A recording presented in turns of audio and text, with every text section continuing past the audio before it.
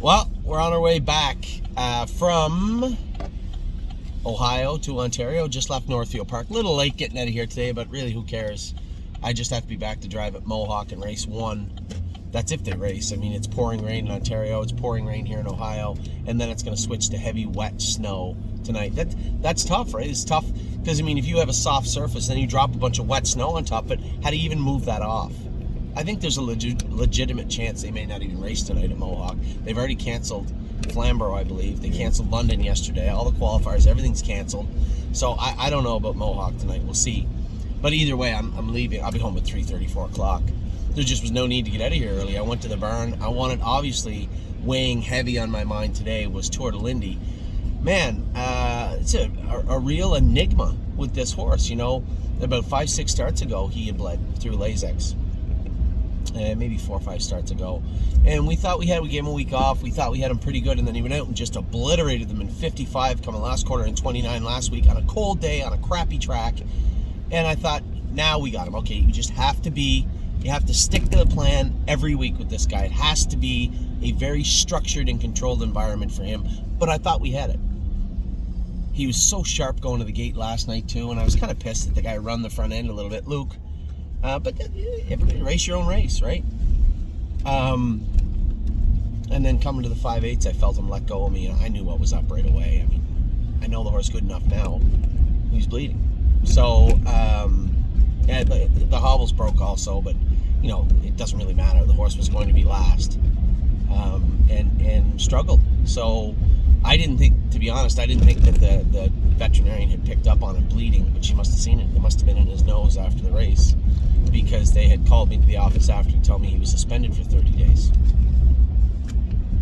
I thought 2 weeks would have been enough, but that's the rules, and that's the way it is. So a ton of questions. I'm really, you know, and you guys, you have to understand, there's horses that I take a shine to, right, that I really like. I love this horse. A horse that goes out and tries as hard as he does all the time, and is probably one of the most likable horses you're ever going to come across. Like an absolute, he's just like a big teddy bear.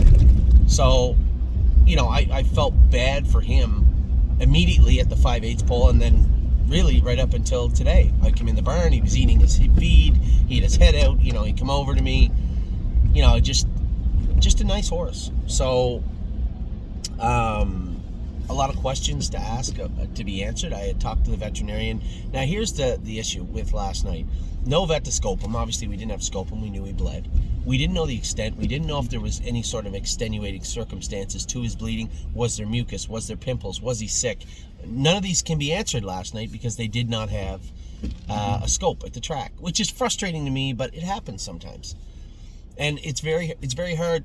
We had a good run where the track, the veterinarian, so back it up.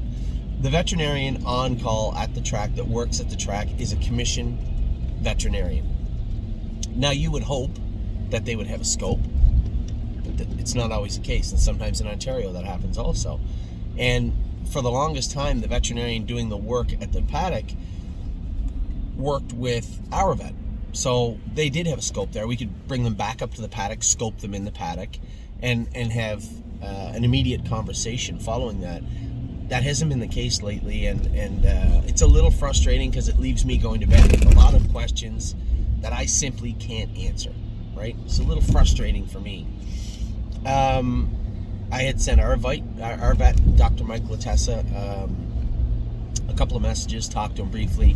He thought that there was something else going on. He had his other vet go back and check his heart last night. He thought that maybe he'd flipped his heart. Maybe there was atrial fibrillation, and that was causing this. Because you can only imagine, how can a horse that won in 55 on a cold night bleed bad enough at the half that I can feel him starting to let go at the 5/8? How does that happen? Medically, he was treated the same way. So what goes into that? And these are all questions I still don't have any answers for you with. So Mike was going to look at Tour de Lindy today. I know they checked him last night. They checked his heart and said they couldn't detect any atrial fibrillation. So I know it's bothering Mike also. You know, as a doctor, you want to be able to get to the bottom of your patients and what's wrong with them. So Mike's working hard. He's got time to do it now because he's suspended for 30 days. So my biggest problem is, how do we fix our horse, right? A lot of things went through my mind today. I'd reached out to a good friend of mine, Mark Campbell, and said, hey, here's the scoop. I got a horse that bleeds. Very, very, very nice horse. Maybe sell him on the east coast of Canada if we could get 15 or 18 Canadian. Take a little bit of a hit on our end, but know that one, he's going to a good home. And two, he's going somewhere where maybe 58, 59 will fix it. Maybe he doesn't have to trot in 55 anymore. Maybe that will help the bleeding. The climate, being on that island, may help him also. That rolled through my mind. I did send Mark a message.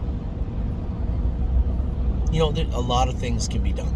Ultimately, it is concerning. And until we are able to answer some of the very important questions we have surrounding Tortolindi, there's not much. I can't give you anything definitive until we get a grasp on what took place last night. The why of the bleeding. So we'll work on that over the next few days. The good news is the horse is in great spirits. He ate all his feed. You'll have some horses that have a little mucus, get stretched out in the race and won't eat for a day or two. This guy, bled bad last night, ate all his breakfast. Just the nicest horse. So we'll get to the bottom of Tortolindi. I know I got a lot of emails from people, various comments. Somebody said, why don't we, just give him to a good home? Listen, this is a racehorse.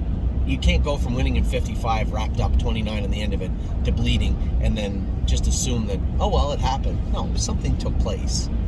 The why, the how is what we need to answer. So that was Tortolindi. So we'll rewind all the way back to the start of the day. Steve and I got to Ohio and got here just in time for the qualifiers. Qualified Granite Hill, Kathy with an I, and Voyage of Ice and Fire. Now, Lauren's a great girl, real hard worker. A little self-conscious about her driving, right? She's in the amateur driver. She's only 21 years old or something. And I told her, I said, Lauren, if I don't see a driver up there, you're going with Voyage of Ice and Fire. And she's like, and I said, relax, the horse will be fine. Now, Justin Irvine was in the 4th and 5th and did come up to the paddock early and went with the horse. I didn't see him. I was back a bit with Kathy with an eye. Kathy was okay, but Voyage was very good. 59-3 was a good mile over that track. It got a little windy last night. Not a lot of people know that. So if you want to go back and look at the chart lines for last night, this will be important later on. I'll explain to you why. For those of you who watch Northfield Park racing, when was the last time the second quarter was slower than 30 seconds? Never. Ever.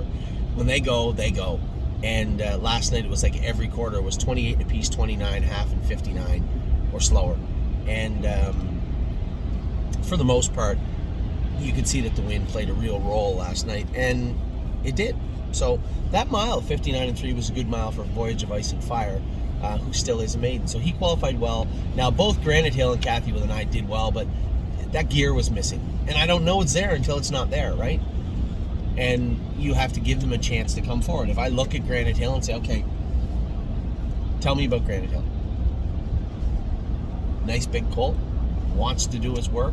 But when I see our maiden trotter qualified 59-3 and our other maiden trotter struggle at 2-1 or 2-2, I have to ask myself other questions too. Is this a guy we hang on to? And the answer was no. So, again, good story. Our blacksmith, Enos Slaybaugh, is a good guy, and he's always loved Granite. Granite's a kind horse also. He's always loved Granite Hill, and he's always bugged me to buy him. But in typical Amish fashion, always tried to lowball me. I always wanted to get him for less.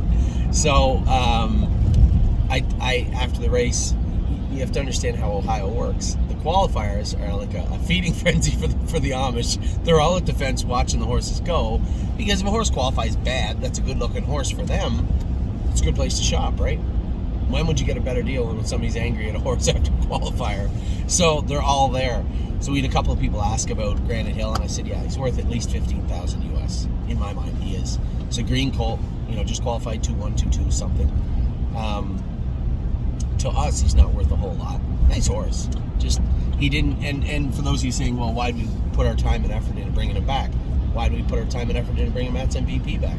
You don't know. None of these horses can fit into any sort of cookie-cutter parameters. We can say, okay, they've done this at 2, so this is what they're going to do at 3. It doesn't work that way. It never does. So you have to do right by the horse, and by doing that, I do right by you in making sure that we give the horse every opportunity to become a good horse. Make no mistake, I'll get to Matt's MVP in a minute. infinitely better horse than he was last year, and not even a comparison, to be honest, two extremely different horses, almost bookends of the racing spectrum. One horse last year was a complete rodent and did not want to do his work, just wanted to be an ignorant animal the entire year. We all knew he had speed, but just had that aura about him. Like, he just, one, he didn't care what you thought. Two, he didn't really want to do his work. And there's nothing you can do to make me. And he was right. There's nothing I could do to make him. So we castrated him earlier on, turned him out in the field. Two very different timelines. Turned him out in the field after his episode at the fair that day, where he just would not trot, just did not want to do anything right. Turned him out, brought him back, and hoped that he would mature, and he did. He did. He went from a horse that I really did not hold in very high regard at all to a horse that I think is going to be a pretty decent horse, just from giving him an opportunity to become that horse. So that has to be used uniformly, right? We have to be able to treat every horse the same way. Granite Hill, good-looking horse, decent pedigree. Hoping he'd come back great. Didn't. Now, he again is very immature still physically. He might be a nicer horse towards the end of the year, but that's thousands and thousands and thousands and thousands of dollars to find out if I'm right or wrong. And I don't know that I'm right. I could be wrong. Maybe he's just a very ordinary average horse. Anyway, we sold him after the race. Our blacksmith had come in and he said, I'll give you $12,000. I said, Enos, we can get 15 for him, no problem. I'll tell you what I'll do. You give me $12,000 and you give me a $3,000 shoeing credit. So I suppose our shoeing bill just went up, maybe now going forward. But he agreed to it, so we're getting, you guys, my partners, are getting $15,000. I'm physically getting $12,000 and a $3,000 blacksmith credit from our blacksmith. So the horse is going to a good home. He's going to a guy that loves the horse. So good for Granite. And if Enos wants to race him, that's great too.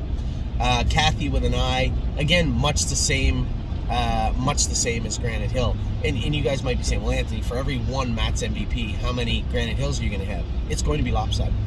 No two ways about it. It's not anywhere near 50-50. More times than not, when we turn a horse out that doesn't want to be a good horse, you're going to get a horse back that doesn't want to be a good horse. But we are looking for that one, right? Or two, or three. And that's where we're at with Kathy. You have to be able to recognize when there's an issue. Also, Joel, one of our clients, bred this filly. Still owned a big chunk of this filly with me and some other people. And quite frankly, very similar to Granite Hill. Seems okay. Okay. So it's 3.5, 4 months to the fairs. We're going to have to be paying bills on her until then. And honestly, I haven't really seen that spark yet.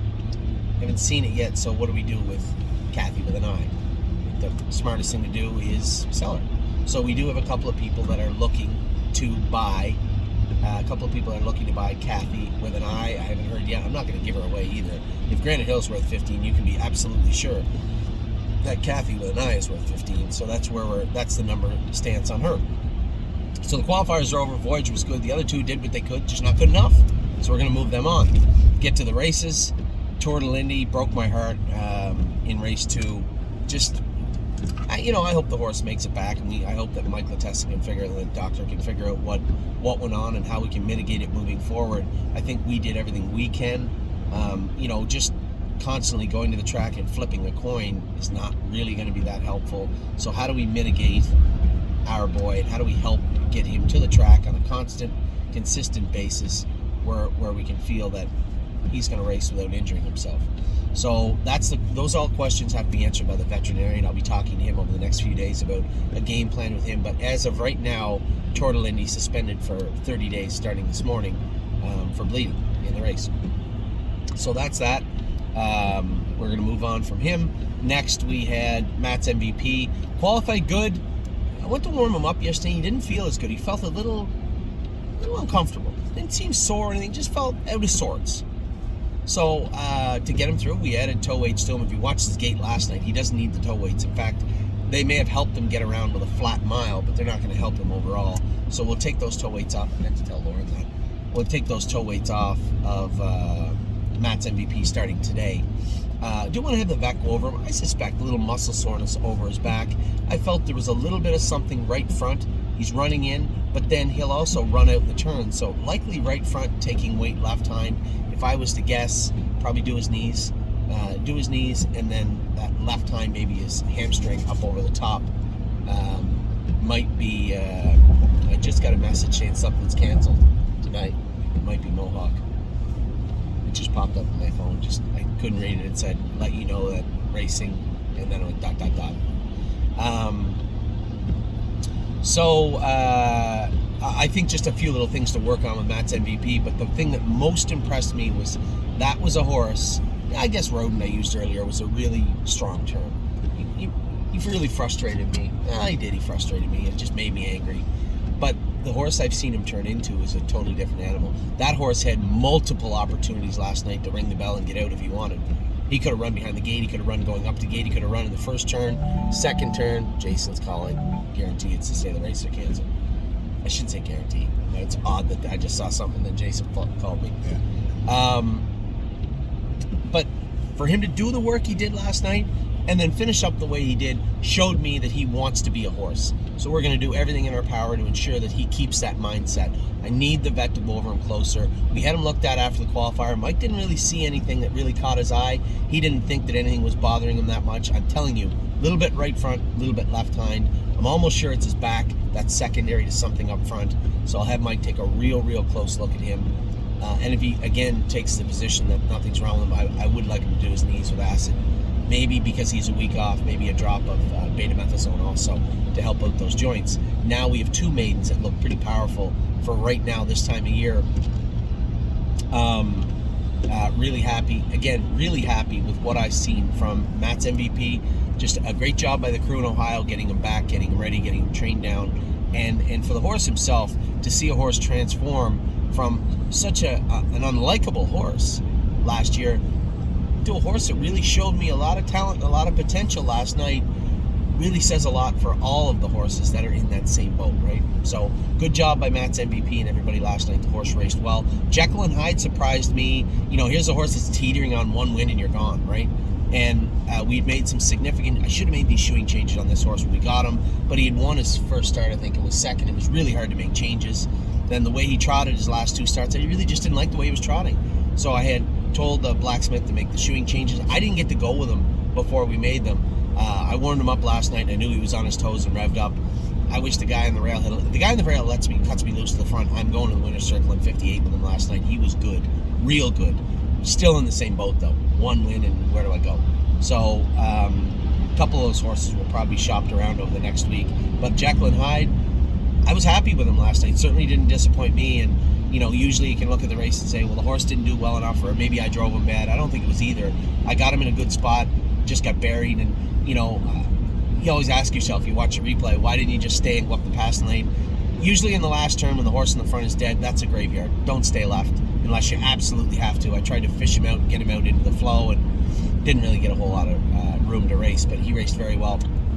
Then in the fillies race, I did have somebody just call me looking to buy I'm a Lovely Lady. If we get claiming price for her, we would sell her, I would imagine, because she has to be on that price. So $29,000 would probably do the trick, I think. But as I said to the gentleman on the phone, I'm in no hurry to get rid of her. She's a pretty useful horse. It's fresh now. It wasn't her fault last night. She had raced her whole life with a roller burn and Murphy on the inside and a gate and strap. They had trained her down without it, and she trained well. But training is not racing. And I went to go on the track, and they had no head pull on. I said, hey, where's the head pull for her lady? She didn't qualify with one on. She didn't. I said, it's quite the grass they had her on, or the snow, because she's worn it her whole life, but all right. And when I scored her down, she really didn't get in that bad. As soon as we picked up speed going into the first turn, just go back and watch the race. She just like this the whole way, twisted around like a pretzel. And then in the last turn, when she was trying to get into gear and catch up to them, because she's a race horse, she wants to race, she just touched herself and made a break. So an easy explanation for her. I was more angry at myself. I should have, although when I scored her down, I didn't feel her running in like that. So I could see maybe a mile and 2-1 why they might come off and say, oh, she doesn't get pulled, but 58, 59, 57, yeah, she's going to need it. So we have options with her. We can sell her. We can send her to Pennsylvania to race. I don't think she has to qualify off a break in Pennsylvania as a flat line in 30 days, I believe. I'll talk to Tim about that because they're not racing next week. That's another reason when we're talking about I'm a Lovely Lady, we're talking with Jekyll and Hyde. we're going to miss another week with these horses as they don't race. Mama Knows Best, I thought, raced well. I didn't get to talk to Ronnie, but I think he had favorable things to say about her when we come off the track because, yeah, Mohawk is canceled for this evening. Just saw it. One of our clients just texted me. Yeah, so, wow, that stake final was tonight, too. It sucks. So and Sue. Okay, well, it is what it is. I'm sure the race next Thursday. I wonder if they have schoolers tomorrow. I'm going to have to school So and Sue and Captain Mike Dio. What?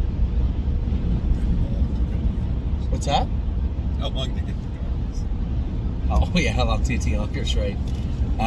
The problem we had with tonight is, I told you, Mark Beckwith's young man, his son is going to drive, and I have no problem with Brad Beckwith driving LD's Patrick. He's not an easy horse to drive, especially this kid's got a lot on his shoulders tonight, right? Steve and I were talking about that. It's a lose-lose for young Beckwith. If the horse wins, he's a good horse. If the horse makes a break, it's his fault.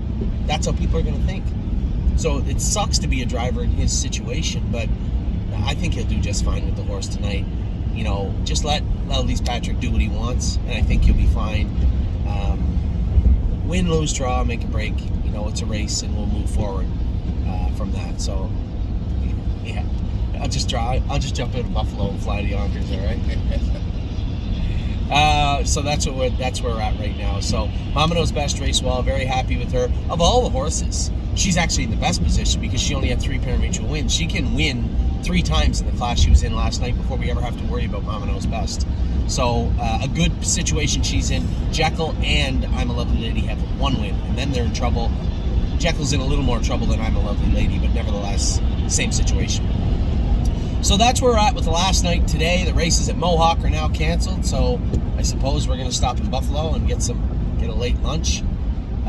Nothing going on today. Tomorrow we'll see if we can get them into school, but with all the snow coming, I suspect they're going to cancel the qualifiers also. So I will talk to all of you soon. I did want to bring you I wanted to take a night to think about what I was going to say about Tortolindi. There's going to be no changes with Tortolindi. Yes, he's suspended for a month. Yes, he can't race for a month. But it will give us a month to answer the true questions that we have. I need them answered. And I think Dr. Lattès is probably the right guy for the job. So the only really unfortunate part of last night, I'm a Lovely Lady, seems to me in my head a needless break, but it happens. And Tortolindi, obviously the bleeding. So other than that, it wasn't a great night. I said to Steve this morning, I felt like crap last night when I went to bed, but I think it's more because we've been spoiled about the horses racing so good. Jekyll and Hyde raced great, right? Matt's MVP raced great. Mama Knows Best raced great. We had 2 low points. The qualifiers that didn't do well appear to be sold. One's for sure sold, and the other one's soon to be sold today. So it could turn into a decent day for us also. Then we're going to start paring down the sophomores that can't do as we start getting the ones ready that can do throughout the season. I'll be looking for those of you saying, I lost a horse, whatever. I'm going to be looking on OnGate, making inquiries also. If we can replace those horses with more useful horses, then so be it. We'll do that. But for now, Granite Hill out. Kathy with an eye on her way out. Everybody else is doing pretty good right now in Ohio. I will talk to all of you very soon. I hope you're having a good day. Get an umbrella if you're going outside. It's raining everywhere. Take care.